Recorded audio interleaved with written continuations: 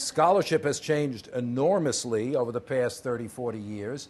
You know, Reconstruction used to be viewed as the lowest point in American history. That's what I learned when I was in school in the 1950s, high school, etc. It was a period of corruption, misgovernment, scalawags, carpetbaggers coming down from the north, stealing the money in the south. Blacks were simply too ignorant to understand what politics meant. They were manipulated by white people. So it was a terrible mistake. And eventually the heroes were the Klan and people like that who overthrew these governments and put the better men, the so-called, the upper class whites, back into control.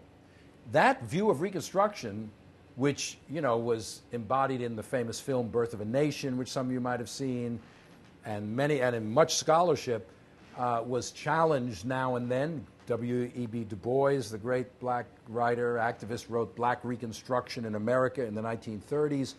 But it really wasn't until the 1960s that scholars began completely dismantling it.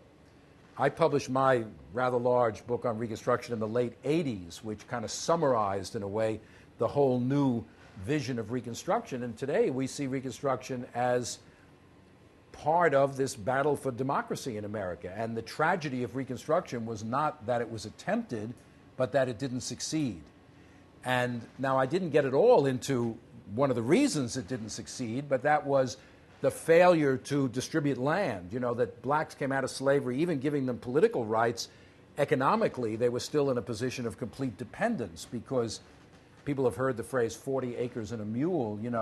They wanted land to go along with their freedom, and the federal government did not distribute land. So most of the former slaves were stuck, so to speak, in this situation of having no alternative but to go back to work on plantations, often for their own former owner. They would now get some wages or they get a share of the crop, but they had no real economic independence. And the failure, you might say, the problem of Reconstruction was the political revolution did not go along with an economic revolution. The end of slavery is an economic revolution, but an even deeper economic revolution to break the grip of the planter class on the land of the South and give an economic foundation to the freedom that the former slaves had acquired. So today our scholarship on Reconstruction is entirely different from what it was 40 years ago.